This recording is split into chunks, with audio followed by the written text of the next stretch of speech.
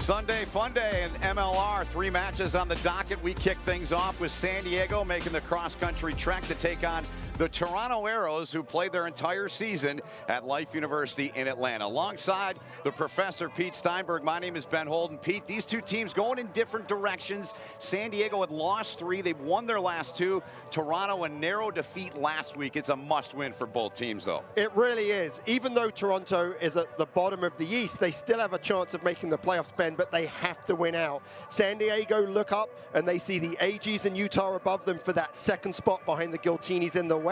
I think it's a must-win game for them, too. All right, let's take a look at the starting 15s in this match, and we start up front. The big boys for Toronto. Who stands out today? Well, I think the return of Mike Shepard at lock is going to be important, but the big loss for Toronto is Thomas De La Vega at number 6, so Flesch has big boots to fill. How about the backs for Toronto? Know how much you love those 10s, but today you're keeping your eye on the 9. Well, I mean, it's a big start for Jason Higgins here, and it's great to see Taylor Adams back after 2 games out, but no Montero, their big danger at the back. Tukale comes in at fullback, but it's an all-South American back 3, so I think they're still going to provide a lot of danger on that San Diego defense. Montero out 7 tries, leads their charge, so they'll have to pick up the slack from him out. San Diego, the guys up front, Patty Ryan, Inferno, familiar names. Who else grabs your eyes there? Well, Patty Ryan and Josh Berno, both great mid-season pickups, but it's Franklin and Pryor, recently signed, both New Zealand Maori All Blacks. Watch for them to have a big impact around the park. They were both signed this week. The backs, who are you looking for today to have a big game for San Diego? Well, I think the story of Ethan McVeigh, former high school player of the year, went and played in Cardiff. Big pairing there with Joe Peterson, but I think Iglesias at 15, Sesso Africa not listed, and Basson, he is a real danger man with the ball in his hand. All right, let's talk about the coaches in this one. We'll get to them momentarily, but the reserves, who grabs your eyes? Maybe a guy on each side there, Pete. Well, great to see Chris Robshaw back. He had a shoulder injury. Hopefully we'll get to see him today, but look for Vic Alani. This is the next great rugby player coming out of Canada, was injured in preseason. This is his first taste of MLR rugby this season. All right, the coaches, mention them. Chris Silverthorne, been with his outfit since they started. He told us earlier in the week, he said it's all about the gain line in this one for his team. They're a team that's not big up front. They need to play with their speed and outwork the opposition. The co-head coaches for San Diego, you've got Zach Test and Scott Murray. They run the show for the Legion, and they've really rallied this group, and they're looking to continue on their winning ways here, looking for their 3rd consecutive win here today. We'll kick off this Sunday fun day in MLR with the Toronto Arrows and the San Diego Legion. Kickoff comes up right after this.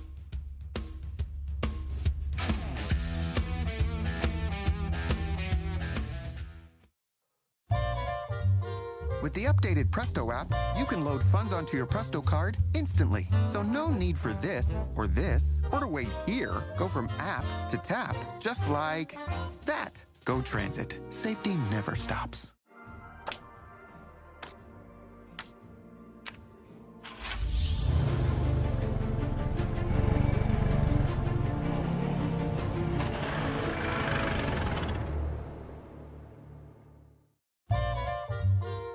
Our schedules have changed, and we'll keep updating them to serve you better. So be sure to visit GoTransit.com to see the latest schedules.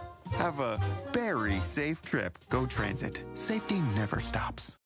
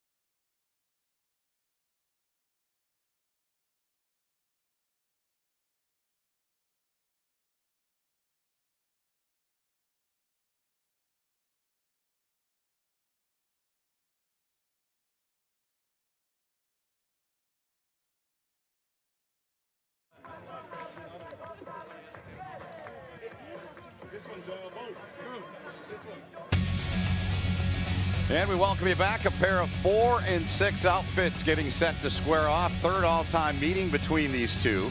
Toronto won both matches they played back in 2019, both by close margins, 27-20 and 23-19.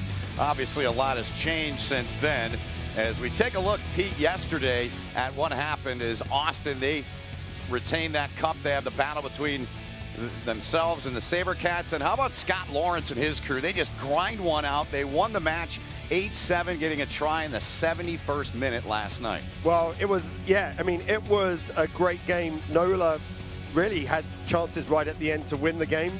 Didn't take the opportunities that they had. It's been a challenge. ATL solidified themselves at the top. And Nola have to win out on the road the rest of the season. Big win for them. They swept that season series. And here's what you got today. Coming up at 6 Eastern, New England and Old Glory. You and I will be on the nightcap to close up round 12. I'm excited. I haven't seen Utah in person yet. Excited to see them. They've got quite an outfit, and they'll go against Seattle tonight. Frederico Anselmi, one of the best in managing the scrums, always a key in this great sport. That's right. You know, the scrum law's been really challenging this year with only 2 resets allowed, but Anselmi he has the highest percentage of scrum completion. So when the scrum engages, the fact that the ball comes out, and that's important for a game that you want to flow. All right, so the Toronto Arrows playing their entire season away from the YYZ, as they call it in Toronto, here at Life University. They're in the blue. They kick it away. And this Sunday fun day in round 12 of MLR is underway. This Toronto team, and we chat with these coaches every week when we do matches, of course. And the big thing for Chris Silverthorne that he mentioned to us, and you asked him right out of the gate, was the consistency issue. What's your take on that and why they've had the inconsistencies they've had? Well, I mean, one of the challenges that Toronto have is that they've got one of the smaller packs in the league, and that requires them to technically execute all the time on attack. And what Chris told us is that they have to be patient with the ball, and if they're patient, they can find opportunities. Yeah, they need to do that. He said we want to play fast, use our speed and our athleticism. You see some of that right here as they get it over the halfway line. Try to go inside there. They did. That was Tucolet tried to make the play. And for San Diego, a team that had lost 3 in a row, now they've come back and won 2 in a row. What do you see, Pete, as the reason or reasons for their turnaround? Well, they've definitely improved in their defense. We can see right here, much more pressure at the breakdown, much more pressure in the tackle. That's been critical, but also just taking their opportunities. And, of course, Joe Peterson at fly half, his return has made a big difference. Sure has. He was out for 5 weeks, was Peterson, the KG crafty veteran, so good. This one knocked on and picked up. They play it to San Diego right into the hands of Dean Muir. So the opportunity here for the Legion. They get it out wide. It's into the hands there of Daniel Pryor. He's one of the newcomers they signed that you talked about in our open. Ball goes into the breadbasket of Patty Ryan there. 2019 MLR Forward of the Year. Peterson spins it to the back. Trying to work that touch line. Ruck ensues laid back there by Pryor. San Diego in their last 2 matches has outscored the opposition 82-28. 39 points last week against Houston and 43 the week before. And we got a penalty called here by referee Frederico Anselmi. So pretty good opening by both teams. Actually, Toronto held on to the ball on that turnover. San Diego able to take the opportunities, and straight away, Joe Peterson wants to take the point. So pretty good kick for him. Obviously one of the best kickers in the league. But I think penalties are going to be really, really critical here, Ben. San Diego are actually the most penalized team in the league, and they actually win the fewest. Their difference is about 2 or 3 penalties a game. And so interesting, straight off the bat here, they're looking to take the points. I think that tells me that San Diego think this is going to be a close, low-scoring game. Yeah, well, the previous matches, as I mentioned, between these two have been that 7-point win and a 4-point win for Toronto. And here is the vet, Joe Peterson. The 1-minute kick clock is on. Peterson set to put right boot into this one. He's got 43 points entering the match. Tops on this San Diego outfit. here in the 4th minute. Kick on the way. Peterson's got the distance, and Peterson, as the flags go up, the first points in the match. Just like that, San Diego's on top 3-0. Yeah, and I think important start for San Diego to be able to get those points. When you're playing against a team like Toronto that struggled, obviously they lost a close game last week. Yeah. What you want to do is early on is you want to put them back and really test them mentally. That match last week, a 14-12 loss to the Free Jacks. Tough one weather-wise, but there's nothing that's not tough about this sport. You got to play through it. Doesn't matter what the situation is. Great to be with you here on this Sunday with Pete Steinberg. My name is Ben Holden. All of our crew here with this opening match of the day. This one sent down the pitch. Toronto right there underneath it. They'll try to get going here. Adams puts the right foot into it. Just over the halfway line. Peterson in traffic. Nice job to see that one into his hands. Spun back by Pryor. He just looks like a dude, Pryor. He looks like a rugby player. I like his look, Pete. Well, you know, his brother, Kara Pryor, has been a stud for New York. So obviously, I think knows a lot about MLR, and I think he's going to be a big addition. Here's the kick and chase now. Peterson put it down there, and it's inside the 22 of Toronto. And the Arrows able to get possession of it. Spun free, not much room there. This one kind of floated into space. First man didn't get it, second one gets it. Lesage has it there, and we got a whistle and a penalty called here. Yeah, I mean, this is sort of the stuff that Toronto can't really do. We talked, when we talked to Chris Silverthorne earlier, we said what they have to do is they really have to be patient on attack, and that offload in traffic that ended up being the turnover isn't the patience that Chris Silverthorne is looking for. Yeah, kind of ties into what we touched on a few moments ago about that inconsistency they've had, and got a Toronto player dinged up here, getting some help off, walking off, but just giving him a little assistant. And it looks like McRogers is going to come off the bench. He's wearing, I beg your pardon, Lynette's coming in. They switched those numbers. 17 is Lynette into the match. They switched around McRogers and Lynette, so McRogers wearing 16, Lynette 17 into the match. Let's scrum, Pete. First one of the match here is, you mentioned Ethan McVeigh, the scrum half for San Diego. The youngster, and there is Anselmi working the scrum, managing the scrum early on. Yeah, it's all about setting this up. I mean, Paddy Ryan, the tight head for San Diego, Wallaby International, first game last week having played in Japan. He was the dominant tight head 2 years ago in Major League Rugby, so big challenge for the Toronto Pack. Yeah, Zach Test told us earlier in the week, he said, he's someone you want on your team, no doubt about it. And immediately wins the penalty, I think, on that side. You can see... Hold him down? Well, yeah, the referee was saying just went down. You can see his arms saying they went down. And I think that's Cole. Cole Keith, yeah. Cole Keith, the loose head for Toronto. And again, taking the points, just going to slowly tick over. I think what's been interesting about the start of the game is both of these teams are trying to exit their half, to get out of their half with kicks. No one's, you know, once they get into the opposition half, they're willing to run with the ball. But what you're going to see, Ben, is lots of up and unders, lots of box kicks, trying to put pressure on the opposition. So Peterson has it on the tee for the second time in this match here in the 8th minute. A little bit more straight on than the first one he made, and Joe Peterson is true on that. Right between the posts as the flags go up, and Peterson, it's Joe Peterson 6, Toronto nothing so far. Right, and the reaction to Toronto to this is that twice we've had the ball in the middle of the field, we've moved it back and forth, we've gone one side, we've gone the other, and then we've lost it. And both times it's led to points. I think what we're going to see is Taylor Adams maybe look to move them a little bit, but then kick into the corner and try to play the game in San Diego's end. San Diego off the kick. They've got it right back on top, 6-0 in the match. Winners of their last two. Trying to make a late season push here. Dealt with injuries. They've had to move their group around. They started in Vegas. They've had to play at a couple of different facilities. Just all part of what everybody was dealing with, the after effects, and back in March, the effects of COVID. Things have gotten much better, of course, around that here in the United States. Poor kick there by Tukala. I talked about how you might see Toronto trying to kick a little bit more, and they did. But if you're outside the 22, the ball has to bounce inbounds before it goes out. Otherwise, you lose not just the territories, but also the balls. This is another great attacking platform by San Diego. And if I'm them, we're just going to hold on to the ball until Toronto give another penalty, and let's get another 3 points on the boot of Joe Peterson. So very good position here on the field. Muir, the hooker, down the tunnel. San Diego makes it look easy there. Laid back in McVeigh now.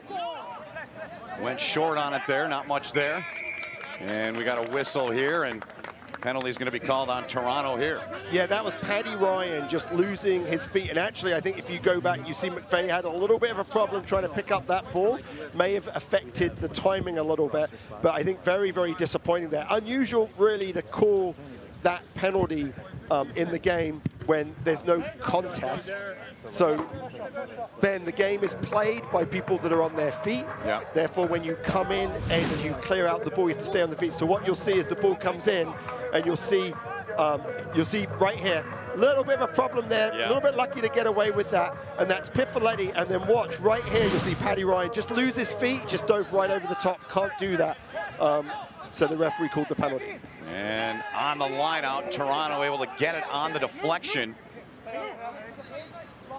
See if the Arrows can get some penetration here in the San Diego end of the pitch. Down just 6. A try gets them right back in this one. Outside, leaping up to make that grab was Mira. A tough play for him to make. Yeah, I mean, if the two teams, you would say who was going to start with the cleaner game, you would say it's probably going to be Toronto, because it's such an early start Pacific time for San Diego. But the line-out wasn't clean. That's like mixed up the timing in the back line. I'm not sure that Taylor Adams really expected that pass from the base from the forwards. You can see they're not clicking, and what we know is that Toronto have to click. They have to be really, really good on their execution, because they don't have the big ball carriers that a team like San Diego has. Yep, well executed here by the Legion. They're on the move near the halfway line. Dragged down there was Beyond Bassan. Speaking of that early start time, 9 a.m. on the body clock for San Diego. The Legion went in on Friday, give themselves a couple of days to adapt to the time change. And I'm thinking back to April. I know things are a lot different than they were then. I remember doing Seattle and Toronto, and that was one of the 50-point matches that Toronto had, and you could see the effects that had on Seattle that day. But so far, San Diego looking sharp here as Thomas Morani had it. And the Legion inside the 22. Spun back by McVeigh to Peterson. And that one hit Pifoletti there. Now they're full back. It's Iglesias. Legion breaking through there. Nice offload, and McVeigh will take this one right between the posts and dot it down. And the Legion, that's a 7-pointer on top in this one. 13-0 here in the 12th minute. Well, I'm going to go all the way back to the gathering of the kick by Sam Wuching on the sideline. That's what got them the ball. But then really Iglesias saw a whole poor defense there by Toronto when the ball was deep. Iglesias was able to get over the gain line. That got them on the front foot. Pifoletti was able to take the ball. Really smart play. Looks up, sees the space, goes right through Higgins and McVeigh. Great support line. You see that a lot, Ben, is the 9s that run really good support lines. Those are the guys that actually get a lot of tries because they're the best player to support that break. But actually really, really nice fast play by San Diego. This is what I think Zach Test and Scott Murray have wanted to do all season, but without some of their key players, it's been very, very difficult. And so you can see Iglesias, you know, someone that's returned, coming in, getting that go forward. And Pifoletti right there, great offload, great line by McVeigh. So Ethan McVeigh with the try, the 22-year-old, the hometown product, gets the try here and looking good, fitting right in. Started playing rugby at 9 years old. Zach Test told us, he said, hey, I've had a 6-year relationship with this guy, coached him at some Nike camps, so they've got a familiarity, and he looks like he's fitting in real seamless for this San Diego outfit. Yeah, he is, and I think that there's a lot of opportunity for someone like McVay in MLR, so a local product from Southern California stepping up. Yep, make sure you tune in every Tuesday on Fox Sports to catch Major League Rugby's official TV show, MLR All Access. Mark Stabina and Stacey Pates, they cover every moment of the action-packed weekend in under 30 minutes and highlight every MLR match and ongoing in the league. Don't miss out on America's only TV rugby show. Oh, interesting second penalty. This time, referee says that it looks like he's calling Paddy Ryan on the far side for going down, and it's a penalty right here. And again, both of these teams looking to take points. Interesting for Toronto. Choice really of taking points. So you can see as it goes down, it looks like he says Paddy Ryan might be driving up. I think that's what he says. He says goes down, but then talks about maybe, interesting, not sure. It says on the other side, looks like maybe early drive, not quite sure what he called on that one, but I think Toronto will take this and Taylor Adams a chance to kind of get some confidence and get those 3 points. But again, it's because Toronto are playing the game in San Diego's half. So the Arrows looking to get on the board. Taylor Adams was injured recently, healthy, back in their lineup, third in MLR with 77 points entering the weekend was Taylor Adams. Toe meets leather. Adams on the way, and that one is true and good. Flags are up. So the Arrows on the board now, a 10-point lead for San Diego. And that all came from Tom Franklin knocking the ball on from the kickoff. The kickoffs and the kick receipt is really important. As a coach, you spend a lot of time because it's a big momentum changer. What Toronto want to do is get the ball, consolidate, exit their half. They're okay giving the ball back to San Diego, but they want San Diego to play in their half. So let's see how they do on this kick receipt. Peterson sends it down the pitch. Taken inside of the 22 by the Arrows into the hands of Gaston Mirez.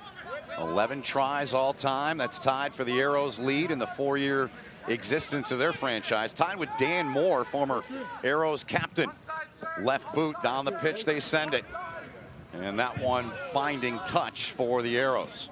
Well, Mieres did his best not to cleanly do it, but it was well cleaned up, and it ended up with a pretty good exit. Not quite outside of the half, but certainly a good enough exit there. So I think Toronto will be happy with that. At least they get to contest a little bit in this lineout. Yep, a little bit of breathing room as Dean Muir will play it down the tunnel here for the Legion, on top by 10.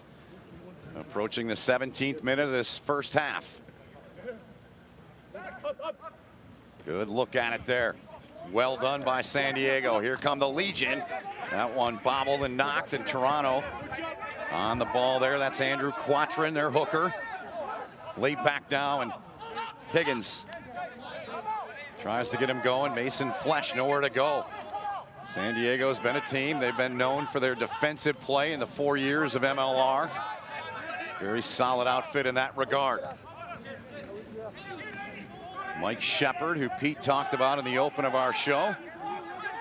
Feeling big things coming for him. There's Paddy Ryan in there. Oh, he's mixing it up, is Ryan. Box kick there by Toronto. Trying to get under it. And off the miscue there, trying to handle it. Did Toronto get it? Yeah, great kick by Higgins. That's exactly what you want to do. In the game of rugby, when you box kick from around your 10-meter line, so 40 meters out, what you'll do is you have about a 45% chance of getting the ball back. So it's actually not bad. That kick by Higgins was perfect. Great chase, great pressure, won the knock on, and now Toronto can attack in San Diego's half. So a great attacking platform, but it's going to be really important from this scrum that Toronto get over the gain line. Look for someone like Ben Lesage, one of the leaders in line breaks in the league, to be part of this starter move. Jason Higgins set to roll it inside here. 4 tries for him on the season, got 20 points. That's Higgins.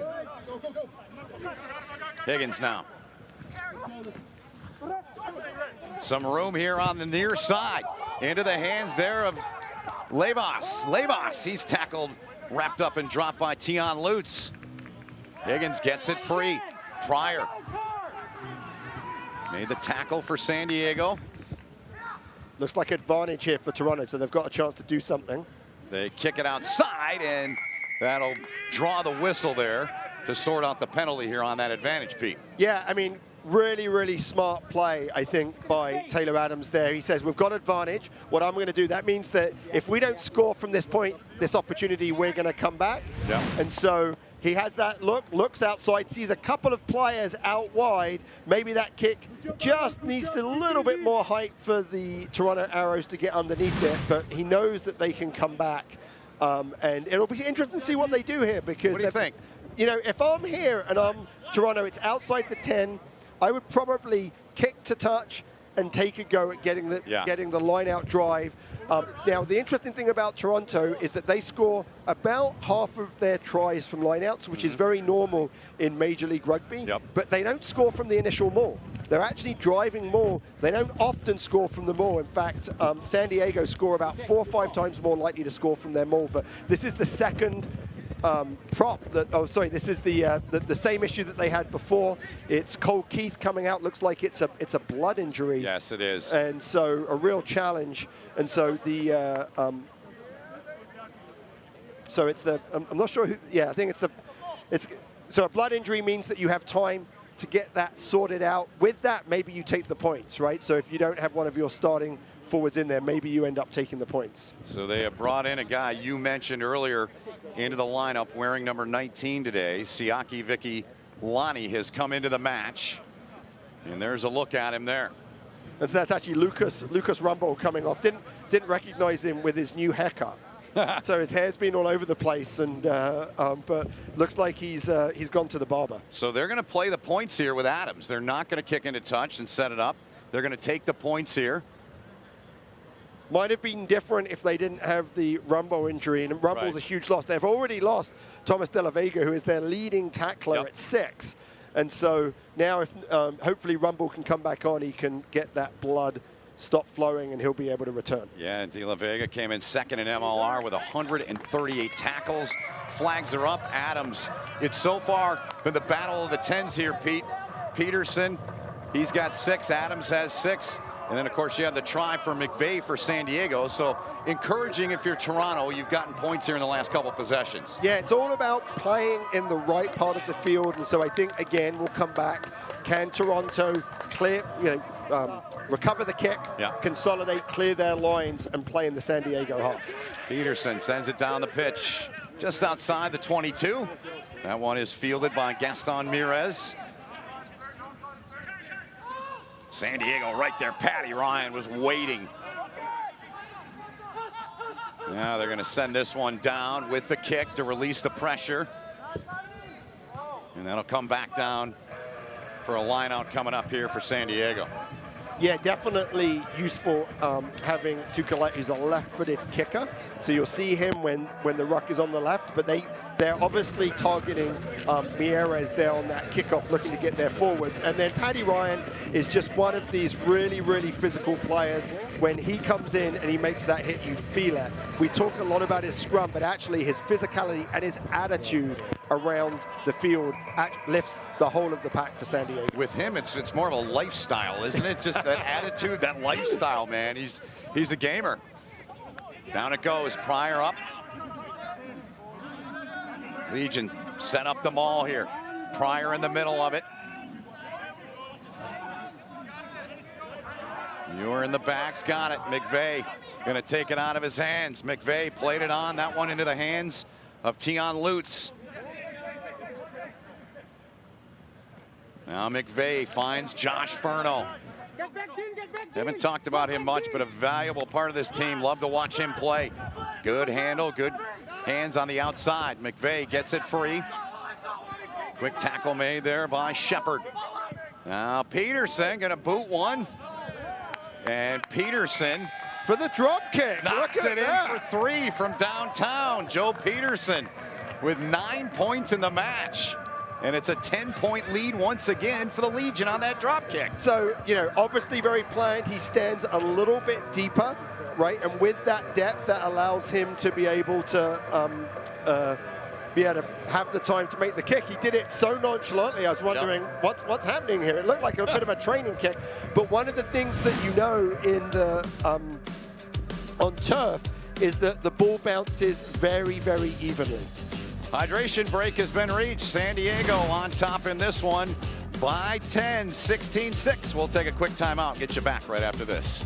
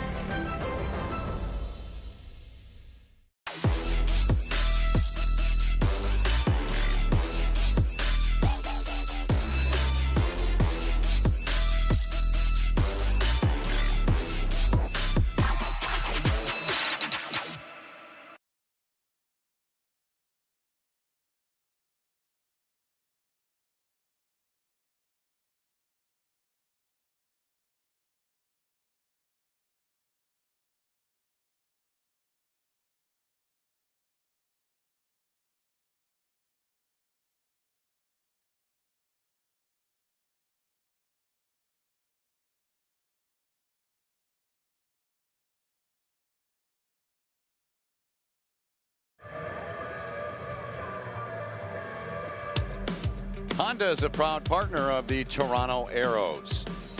And MLR Rugby brought to you by Puma, the official boot of the Toronto Arrows as well. Ben Holt and Pete Steinberg. So far, San Diego in control of this one, up by 10 in the 23rd minute right out of the hydration break. Is this thing kind of flowing the way you envisioned it, or how's the flow in your mind so far? Well, I think it's been a game of territory, and whoever has had the territory has taken the points. And, you know, looks like San Diego right again in Toronto territory looking to do the damage. Flyers started this play with a run right up the gut. You see the territory numbers there, 58-42 thus far in the match in favor of the San Diego Legion.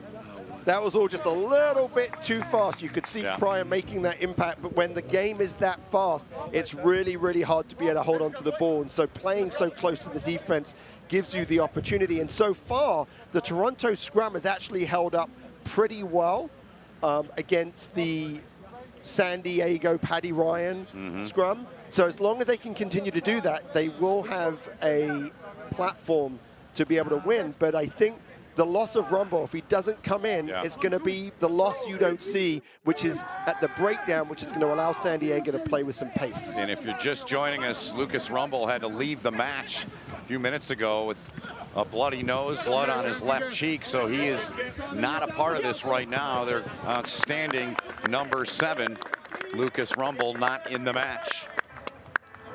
And you saw Levis right there. They were able to move the ball wide, look to move it with his foot once he came up, just didn't quite get the bounce of the ball. But they'll be okay because they're playing in the right part of the field. They're playing down in San Diego's piece. Here is Rumble, and you mentioned he got that haircut, got cleaned up a little bit, and that was earlier. And dare I say, to quote you too, Sunday Bloody Sunday for Lucas Rumble. You hope he can come back. He's such a great player.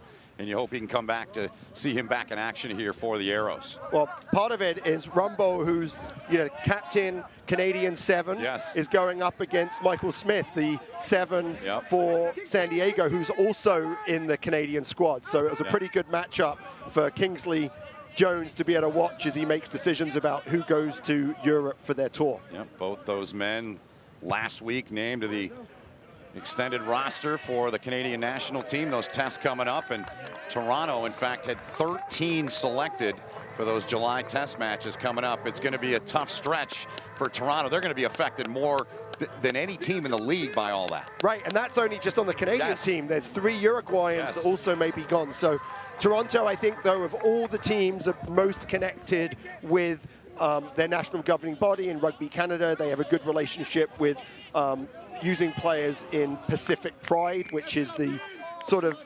semi-pro outfit that they train at the Canadian development.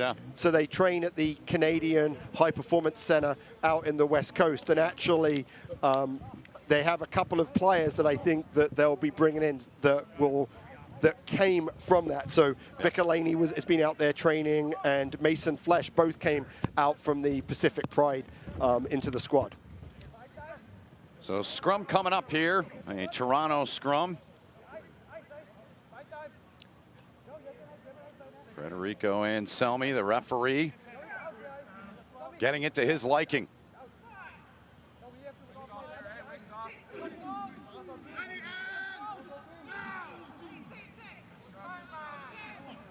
Higgins finds it, spins it back. Right boot from Toronto, down she goes, and it'll be handled here by Joe Peterson.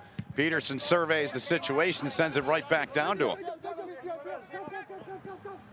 Now the Arrows thinking about this, what exactly they want to do, and they're going to send it right back down to the Legion. This one finding touch here. Oh, great kick. So you look at that exchange and you say, like, Tukulett won that kicking exchange with Joe Peterson. You often see San Diego, even if Joe Peterson is the fly half, you'll see him playing at fullback, where he's played a lot of his career back in South Africa, and they put him back there because he's such a good kicker. But right there, Tukulett's clearance was just great, and now San Diego have to win this clean line out, and they have to be able to exit from their half. So look for them to go a couple of phases, and then another kick, whether it's from McVeigh or from Peterson, to move the ball back into Toronto's half. And it goes, deflected back, McVeigh. He'll track the loose pill, takes a shot there. Immediate shot by Vicky Lonnie there, and they play on. Into the hands there of Psalm Wu-Ching.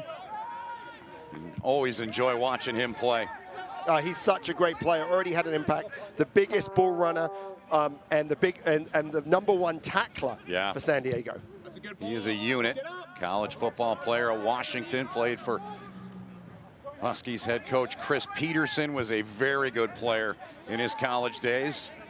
One of those stories, you see a player playing this sport for the love of it, and that's a great example, because Wu-Ching, he could have made a lot of money playing in the NFL, as this one rolls all the way down to the try line, and Peterson back there.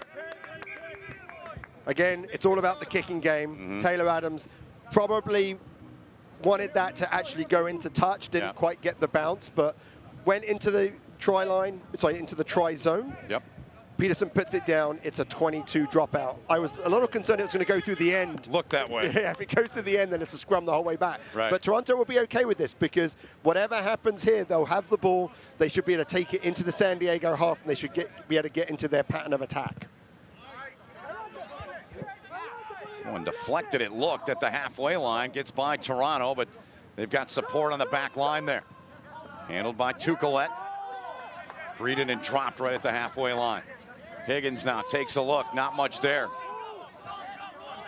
Two Legion players waiting for it. Now to the short side of the pitch. And well, Deanna with it.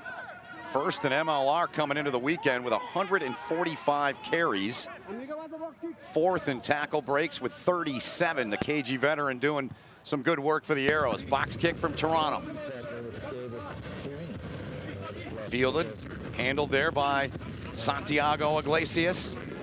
Very good kick chase by Toronto. So the kick wasn't great by Higgins, but the kick chase was good enough to be able to target and keep San Diego back. Look for Peterson to clear their lines again. There it goes, right on cue, Pete.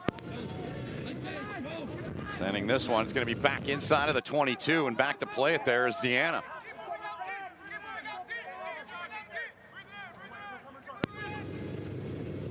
To the outside, nice play. Great touch on that. Here come the Arrows, and a heavy shot. And they continue forward with it. Spencer Jones, 12 was dropped.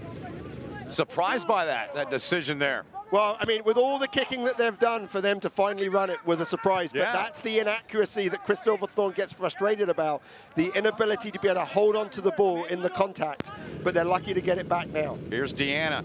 Short side of the pitch over the halfway line. Deanna offload there. This one knocked away and fallen back on there by Patrick Lynott. I mean, you know, we're just seeing the Toronto season right in front of us. Right. I mean, within a minute, 2 knock-ons in contact, one of which they were able to recover from, but not from this second. You can see where they are and where they're playing, and the fact that they are losing those balls just makes it really, really difficult for them to be able to get into the game. Yeah, and to Chris Silverthorne, and talking to him earlier in the week, about that consistency, he said really his feeling was New York was their best match. He said it was really the only match we played the full 80 minutes all season. Well, when you have a small pack, Ben, what you have to do is you have to play with accuracy. And what that means is that when you take the ball into contact, you've got to have the ball in the right hand. You've got to be low, right? Because low man wins, especially if you're not big, and they're just unable to do that on a consistent basis. So it's harder for them to play consistently. A team like San Diego that has some big players like Piffaletti, like Sam Wuching, like Paddy Ryan, you'd have to be as accurate because you're big and you're strong, right? And so you can be a little bit high, or even you can lose the ball, but you'll have a chance to get it back. Toronto have to play with accuracy if they're going to play their best. You mentioned Piffaletti. He was getting some attention there from the trainer for San Diego. Appears to be just fine. You look at the faces. Guys sucking wind here in this first match of 3 here in MLR here in round 12. Great to be back with Pete Steinberg. My name is Ben Holden. A 10-point lead here in the 31st minute for San Diego as these two do battle in Marietta, Georgia, about 18 miles from downtown Atlanta, the home this season of the Toronto Arrows. Right, and also the home of Life University, right? Yes. So that's why you see the eagle there. Yep. Great opportunity. I think the forwards are happy to take a breath. All this kicking, they find themselves stuck in between. But you can see Toronto have been under pressure in the scrum, but they've actually managed to win it. Deanna's done a great job at the base. Here, San Diego just trying to milk the penalty, and the referee, there we go, gets the penalty, so advantage down to San Diego to be able to play. And a quick whistle there as it's just a melee in there, and they'll reset here, and we'll restart here. Well, I mean, I think it's one of those things where San Diego had won the ball, and you could see McVeigh looking at the referee saying, hey, are we going to get the penalty? We're going to get the penalty. And as soon as the referee said, yes, penalty to San Diego, McVeigh tried to get the ball out because it's a free play, wasn't able to do it. So Peterson gets the kick to touch, and they get the chance for the line out. Yep, there goes Peterson. Down the pitch she goes, and where are they going to spot this one? The AR continues to walk up that touch line. Joe Peterson, 9 points in the match so far on 3 kicks. Won a drop goal that he kicked in. I think he surprised everybody on that one. And remember in the 2019 championship game, he did that. My first taste of this league and this great sport. That was unbelievable. And of course, we'll see the team that they played in that championship match 2 years ago. Seattle later tonight. They're in a rebuild, changing things against the hype. I'm looking forward to seeing Mikey Te'o and Cruz and company get after it in that one tonight. Yeah, that's going to be a good game. But this was a really, really important line out for San Diego, and Dean Muir just wasn't able to get it down. So one of the principles of rugby, Ben, is this idea of fair contest. And so it doesn't matter whether it's a scrum or a line out or a ruck. What we want is we want both sides to be able to have a chance to get the ball. When the ball is not thrown in straight, it's not a fair contest. That was, I think, a pretty critical lineout, because if San Diego had scored from there, it's a long way back from Toronto. Now Toronto have the opportunity to be able to have a solid scrum, be able to get this ball out, and to be able to move the ball into San Diego's half. Here's the scrum as rolled in by Higgins, and you mentioned San Diego and how well they played in the last two. In the last two, they've been up 25-6 and 22-7 at halftime. So they've been doing heavy work scoring in the first half. To your point, a critical one there. And now Toronto trying to make something happen here, down by 10, 33rd minute of the match. Spun to the back, and there's the kick, and it's getting a piece of it. There was Bassan, and the ball is loose, and Toronto's got it. Deep in their own territory, inside their own 5, and it's brought out a little bit to give them a little breathing room by Gaston Mirez there. Kick and a whistle as that kick happened, right in sync with it. Oh, I mean, Toronto, I think we're very, very lucky. Mieres did a great job, I think, being able to tidy that up. I actually think it was Tian Lutz on the block here. It was, yes. And it comes back, and just, you know, you can just see Spencer Jones just holding onto the ball a little bit too long. Mieres does a great job. And I think coming in on the side for that penalty allows Toronto to be able to clear their lines. That's one of those penalties that's sort of frustrating for the coach, because San Diego did not need to give that away. So San Diego with that call, and it's put into touch. And Rugby Network, of course, many of you were on the globe watching us in this match today. Check it out for free, live and on-demand games. Pete's on there every week with Dan Power. Always enjoy listening to you guys, and a ton of great content about the great sport of rugby on the Rugby Network. Well, I flew here and was able to get the Rugby Network on my iPad and watch the AGs versus the Sabercats on my flight. So love the Rugby Network. Not sure that my family likes it as much. Tends to take up most of my weekend. Line out there for Toronto. goes awry, goes into the hands of San Diego. Legion here looking to do some work late as Rumble has come back into the match. Number 7 for Toronto. They've got the bleeding to stop it. You see him right there. He's wrapped up. He's got gauze and tape wrapped around his head to stop the bleeding. He is a gamer, is Lucas Rumble. And in over the top there. Look late there by San Diego, and that was Lutz that came in over the top for the Legion. There's a look at Rumble. Whatever it takes, put some tape on it. Get in there and play. Take me up, coach. Take me up. But you can see the work that he does at the breakdown. What a difference maker he is. And I think that, looks like we have a yellow card. For coming over the top. Coming over the top must have been a warning. So remember, we had Paddy Ryan come over the top and lose his feet, and maybe the referee gave them a warning, came over, yellow card. Huge moment now for Toronto, because it means for the next 10 minutes, San Diego will be down to 14. And that was Tion Lutz that came over the top. Yes, they are down shorthanded as Lutz gets the 10-minute yellow, and he is in the sin bin to serve 10 minutes. So the Arrows here late in this first half with an opportunity here to crawl right back into it, down by 10. Well, if we remember, there was a line out for San Diego, and we said, hey, this was their opportunity to kind of put it away. It was not straight, and since then, there's been some pressure, but that was an opportunity that they missed. And now here we have a chance for Toronto to be able to put some points on the board and go into halftime still in touch. So there's Lutz all by himself in the bin. All by himself in the bin. Former Houston SaberCats has really been a great pickup for San Diego as they've gone through some of their injuries in the back line. You know, they've got Dylan Audsley's out, you know, played a lot of 12 for them. Osberger's out. They've really been ravaged with injury. It's been a great job by Zach Test and Scott Murray to hold this team together as they went through that, and now players are coming back, and they also have some reinforcements that are joining them. So the time continues to tick away. A little over a minute has elapsed in the 10-minute yellow card assessed to Tion Lutz for diving on top of the ruck there. So the Arrows down 10 here, looking to find the try-zone and creep a little closer in this one. Down the tunnel, well played by Toronto. Rumble to the back, miscommunication there. And this one punched through there with the left foot. Be fast. Gaston Cortez is in the match, 18 for Toronto. And this thing going completely the wrong way for the Arrows as San Diego trying to push this one over. And Toronto gets it and releases the pressure, and they boot it into touch.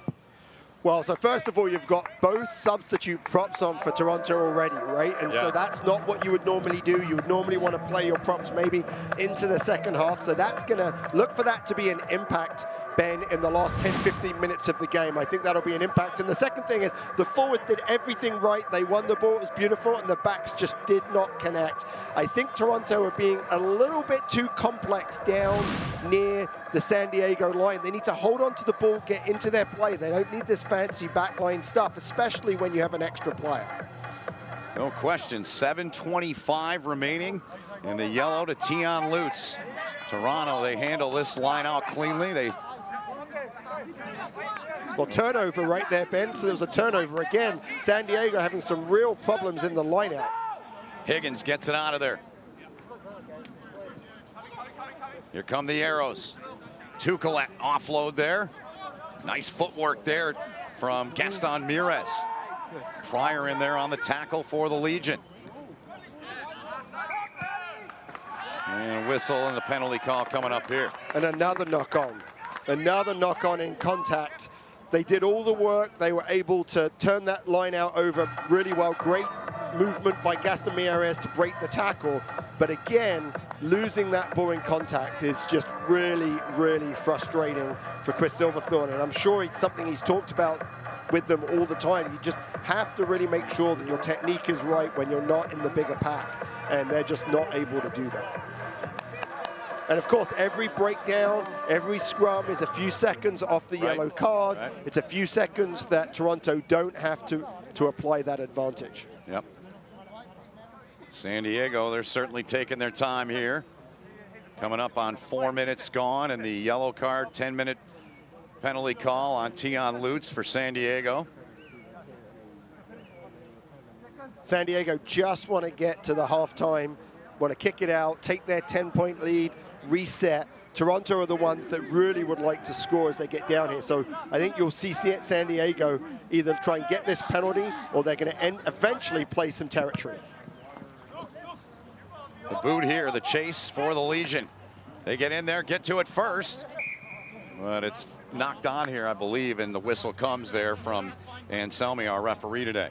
Yeah, really, really smart play by Joe Peterson. You're a player down, no point doing anything, just put it up, make it a 50-50. And again, it's a scrum, and maybe it's a scrum to the opposition, but it's a scrum to the opposition in their half. They've got to go a long way to be able to get their points. They sure do. Nearly halfway through the yellow card to Tion Lutz of San Diego. Let's think back about 3-4 minutes ago. Toronto was... They were all the way down with an extra player. Yeah. And again, just a mishandle, a misconnection on that back play as Mieres came in from the blindside wing. Those are the sorts of things that I think are frustrating for Chris Silverthorne. When he looks at their games, he can see those moments where they had opportunities that they just didn't take. And Toronto this year is a team that has to take all of those opportunities. Well, let's see what comes from the scrum here. And it's going to take another one. You can see Piffaletti look up and say, really? I was just going forward in that one. You called it against me? So the referee will allow this. So even though you see we're over 40 minutes, so the game could end, the game can't end on a penalty, and the referee will allow Toronto to kick to touch and have the line out. So this is the last chance for Toronto. They need to be accurate. They need to be, I think they need to be more direct. I would like to see some more Ben Lesage coming through the middle. He's the leader in their lineouts. We haven't said his name very much. I think I've said his name once. You're right. And there's Lutz, under 4 to go, and the yellow card to him. Yeah, that's one of those things, Ben, when you go into the locker room, you put your head down, you say, sorry, guys, when I come back on, I'm going to do my best. And this line out off the mark from Toronto, right into the hands of Dean Muir for San Diego. McVeigh spins it free, got it into the hands of Furno. Drop there with Sam Wuching.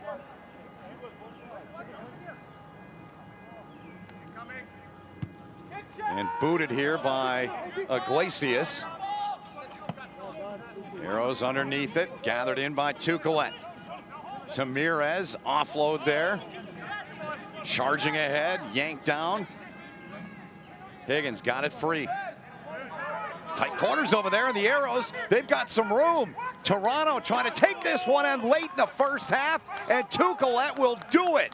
He takes it in, the dot down there, and it's a 16-11 game now. So Toronto, they do what you talked about, and they get the late try here in the first half. Wow, this could be a huge turning point. I would go back to the kick by Iglesias. So as long as our clock is the same as the referee's clock, just kick that out and go up 10 points. But they said, and you know, you can understand, hey, we're going to put an up and under. We're going to put them under pressure in their half, not a huge amount of risk, but some beautiful play down the blind side. Look at this handling under pressure. All the ball goes across. Great offload by Levas, and then good support by Tucalet to be able to finish that. But you've got to wonder about that decision making at the end of the half by San Diego. So a 5-point match here, and Toronto with a chance to get it down to a 3-point deficit. Late stages of the first half. Taylor Adams eyes it up. The boot from Adams on the way, and Taylor Adams sends the flag skyward, and Toronto with the 2 has made it a 3-point deficit late in the first half, 16-13 now, as we've reached the break here, Pete. Well, I think Chris Silverthorne will be the happiest of the coaches, saying we played with all of those turnovers. We're only within, we're only down by 3. Yeah. Zach Test will say, and Scott Murray will be like, hey, we had this advantage. We should have just kicked it out, but they'll also be pretty happy. They've had some opportunities, and they're up. Try for McVay in the first half. Yeah, it's that kind of day. Halftime. We'll come back with more after this.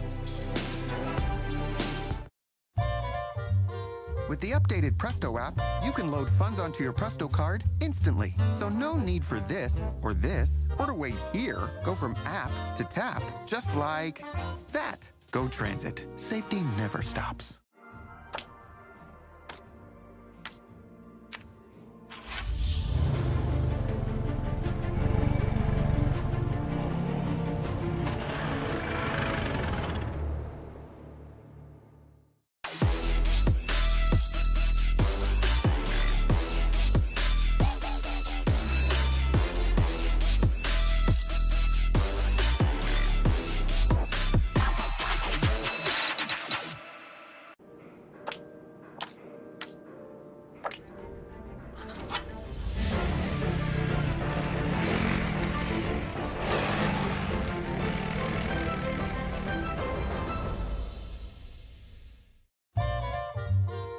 Our schedules have changed, and we'll keep updating them to serve you better. So be sure to visit GoTransit.com to see the latest schedules. Have a very safe trip. Go Transit. Safety never stops. Sport has the power to change the world. It has the power to inspire. It has the power to unite people. Sport can create hope where once there was only despair.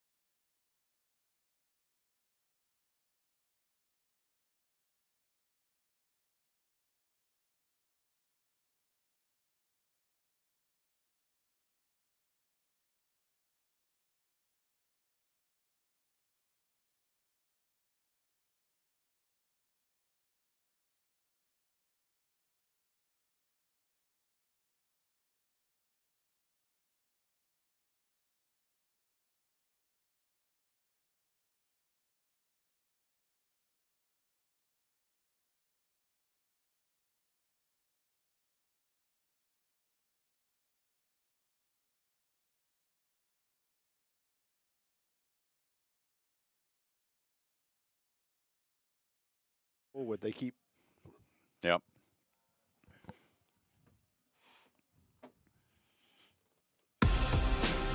Late try from Toronto. They tighten things up, and it's a 3-point lead. San Diego and the Toronto Arrows in a 16-13 match here, Pete Steinberg. And it's been a good one so far. We're looking forward to seeing the second half unfold.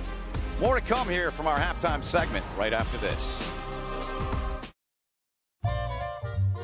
With the updated Presto app, you can load funds onto your Presto card instantly. So no need for this, or to wait here. Go from app to tap, just like that. Go Transit. Safety never stops.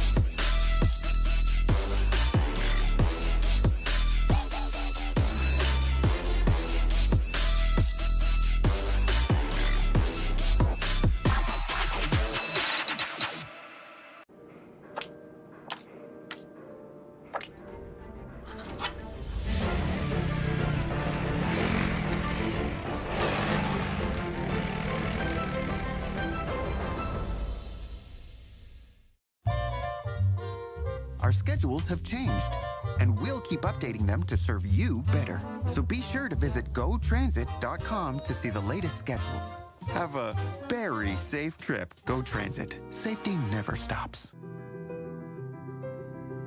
Sport has the power to change the world.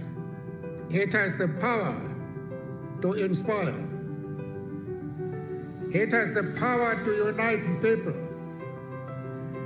Sport can create hope where once there was only despair.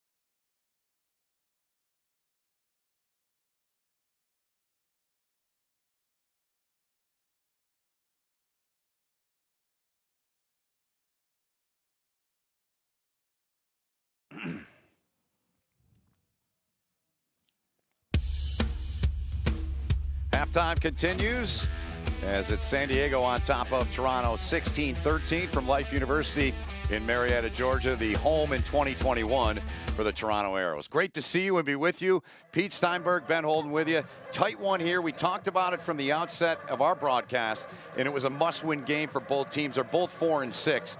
But as we dive inside the game a little deeper, I know I've learned a lot from you in the times we've worked together. I know your love for the 10s. We all know how important they are to any rugby outfit. How about them today? Well, this has been a really interesting game for the 10s because they are really being the quarterbacks. What they're doing is they're controlling the game by controlling where the game is being played. So you see both Joe Peterson and Taylor Adams looking to use the kick so the ball can be played in the opposition half, and then taking the mistakes of the opposition to kick the penalties or take the drop goals. And a huge try late in that first half by Toronto to climb back in this thing after it looked like a disaster ending of the half, but they come back strong at the end of the half. They do. So while this territorial game has been important, both tries have actually come in transition. Yeah. Both the McVeigh try and the Tukelet try. So it's that knocked ball or it's that kick return and those counterattacks where both teams have been most dangerous. All right, we'll take a timeout, come back. We'll take a look back at the key moving pictures, the highlights, and the numbers through the first half of this one between San Diego and Toronto right after this short timeout. With the updated Presto app, you can load funds onto your Presto card instantly. So no need for this, or to wait here. Go from app to tap, just like that. Go Transit. Safety never stops.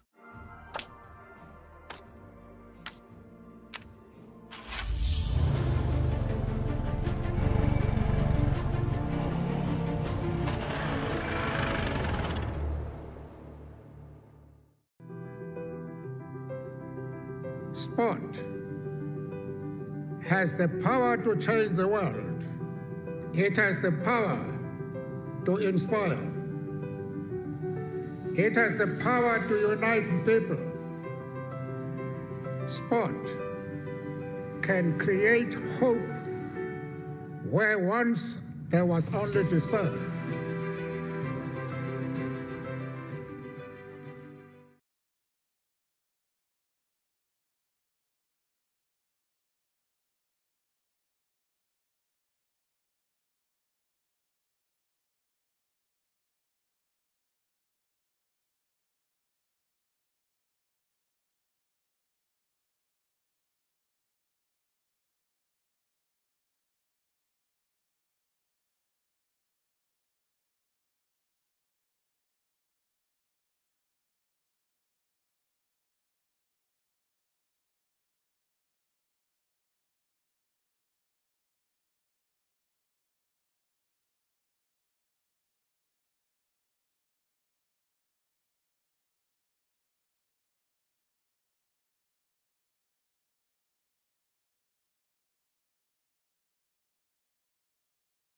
Well, yeah. And then he had all that stuff, but then I think it came off by this.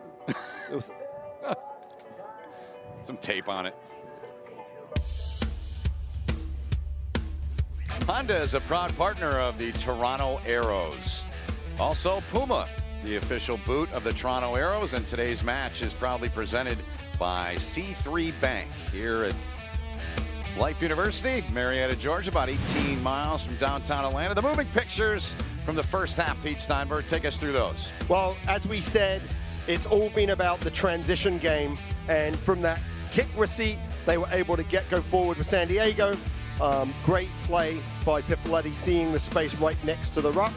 But it's really been about just taking the points when you're in the opposition half. Both Taylor Adams and Joe Peterson here with that beautiful drop goal have been doing that. And so in this idea of transition, if you're going to transition and you think you might have an opportunity to use that transition, you want to do it in the opposition half. And that's exactly what Toronto did with some great play down the blind side that ends in that Tukulak try. Big try at the end. Right at the end of the yellow card, they'll have about a minute left where they're up a player. And the numbers, penalties, 6-3. San Diego in that department, handling errors. What else is grabbing your eyes from the numbers? Anything in particular? Well, I think the handling errors are really important because neither team has shown the ability to hold on to the ball through multiple phases. Okay. And I think that's why you see more of this kicking game. And then the line-out has just been a mess by both teams. The line-out is it's the best attacking platform in Major League Rugby. Teams score about 50% of their tries from lineouts. The fact it's been a mess means it's hard for them to score tries. All right, so a look back at the key highlights, moving pictures from the opening half, and the numbers as well. The co-head coaches, Scott Murray and Zach Tess, left and right of your screen, and they have rallied this group. They pulled them together. A lot of the reasons we've talked about, they've gotten guys back. They're signing guys. They get Patty Ryan back. Is this a dangerous team down the stretch in your mind? How do you feel about it? I think this is a very dangerous team down the stretch. And I think Joe Peterson is really the linchpin of this team. And San Diego plays well when Joe Peterson is on the pitch. Peterson with 9 points in the opening half. Chris Silverthorne and his guys, I mean, he put it simply. He said, look, we're not making excuses. We've had this and that, and we haven't been home. He said it's like 2 World Cup tours. It's been a long time away from home. The bottom line is, he said, look, we're professionals. We got to play through it. We got to power through. As you see the standings, we'll see Utah and Seattle in our second game of the day, the third game of the day. And that Utah team, that's a dangerous team too. It is. I mean, I love watching Utah play. They love to play ball in hand. They love to move the ball wide.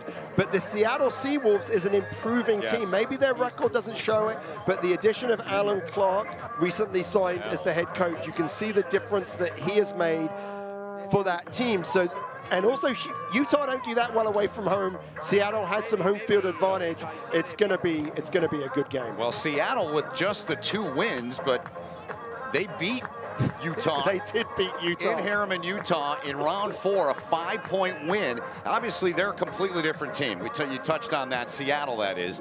Completely different team, but that's going to be a fun one tonight, and we're looking forward to that one. Great to have you with us wherever you're watching today. In Canada on TSN. Fox 5 out in California. They've got a watch party.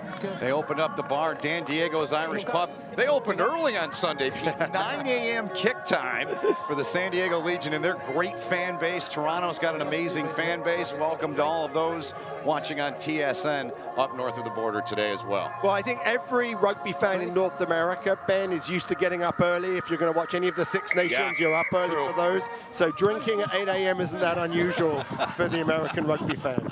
That is Pete Steinberg. My name is Ben Holden. All of our crew appreciate all they do. We couldn't do it without them. The second half is underway. Toronto, they're in the blue. They booted away inside of the 22. San Diego, the road black uniforms. This one played on the back and handled. Little kick ahead over the top. And Toronto will play it inside of the 22. Mirez spins it into the middle. Left-footed boot goes right back down the pitch. That's Peterson back there.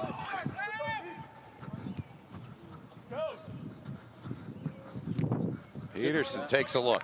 Yeah, just making sure he stays inside the 22, says, hey, there's no rush, I'm just going to take my time here.